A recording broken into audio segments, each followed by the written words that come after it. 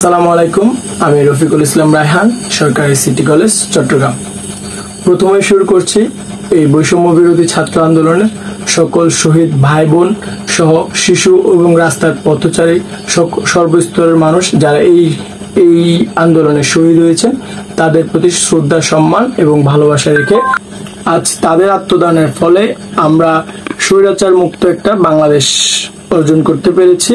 এবং আমাদের মনে রাখা উচিত, একটা দেশের স্বাধীনতা অর্জন করার চেয়েও এটি রক্ষা করা খুবই গুরুত্বপূর্ণ। সুতরাং আমাদের এই দেশের স্বাধীনতা রক্ষা করার দায়িত্ব আমাদের সকলের। আমরা সকলের নিজের স্থান থেকে চেষ্টা করব আমাদের দেশের সকলের নিরাপত্তা নিশ্চিত করতে। দেশটা আপনার আমার সকলের। সুতরাং এই দেশে কোনো বৈষম্য চলবে না, এই দেশে কোনো সাম্প্রদায়িক দাঙ্গা চলবে না। আপনাদের নিজেদের দায়িত্ব আপনাদের আশেপাশের মসজিদ মন্দির সবগুলো নিরাপত্তা নিশ্চিত করা।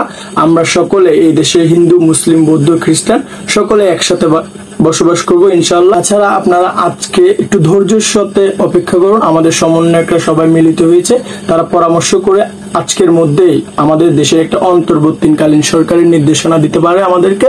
আমরা সকল স্তরের, সকল কলেজের, সকল বিশ্ববিদ্যালয়ের সমন্বয়কদের সাথে একটা হয়তোবা তারা বৈঠক করবেন।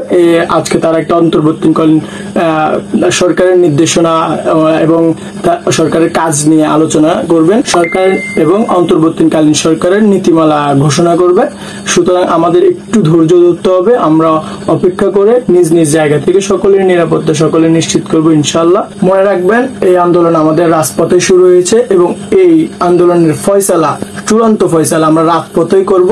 আমরা পরবর্তী সরকার, পরবর্তী দেশ কিভাবে চলবে, কিভাবে দেশ কাঠামো গড়ে উঠবে, এই সিদ্ধান্ত আমরা সকলেই নিব।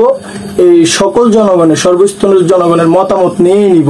সুতরাং এটা নিশ্চিত করে দিতে চাই আমাদের পরবর্তী প্রজন্মতে আর কোন রকমের স্বৈরাচার সরকার, কোন রকম সামরিক সরকার আসতে যাচ্ছে না। আমরা এই দেশকে আমাদের করে গড়ে তুলবো, সকলের করে গড়ে তুলবো।